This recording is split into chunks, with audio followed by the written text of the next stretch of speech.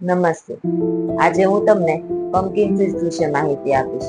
Pumpkin સીડ્સમાં antioxidants, vitamin E રહેલા હોય છે, જે આપણને ક્રોનિક ઇન્ફ્લામેટરી કન્ડિશન્સ જેવી કે આર્થરાઇટિસ, હાર્ટ ડિઝીઝ, આ ઉપરાંત ઘણી કેન્સર જેવી બીમારીઓ સામે પણ પ્રિવેન્શન તરીકે કામ આપે છે.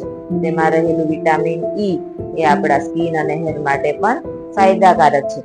પમ્પકિન સીડ્સમાં મેગ્નેશિયમ પણ ભરપૂર પ્રમાણમાં રહેલું હોય છે, જે આપણા મસલને રિલેક્સ રાખવામાં મદદ કરે છે. તેનાથી જે લોકોને વારંવાર યુરિન માટે જવું પડતું હોય તેવા લોકોએ આ સીડ્સને રેગ્યુલરલી લેવાથી તેમાં આરામ મળે છે.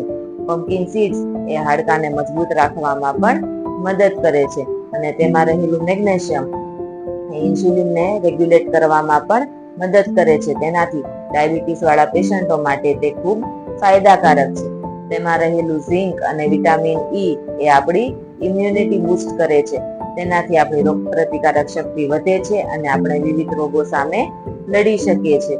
તેમાં રહેલું વિટામિન ઈ અને મેગ્નેશિયમ એ આપણા બ્રેઇન માટે પણ ખૂબ જરૂરી છે. તેનાથી આપણી યાદશક્તિ વધે છે અને ડિપ્રેશન વાળા પેશન્ટોમાં તે ડિપ્રેશનને ઓછું કરે છે.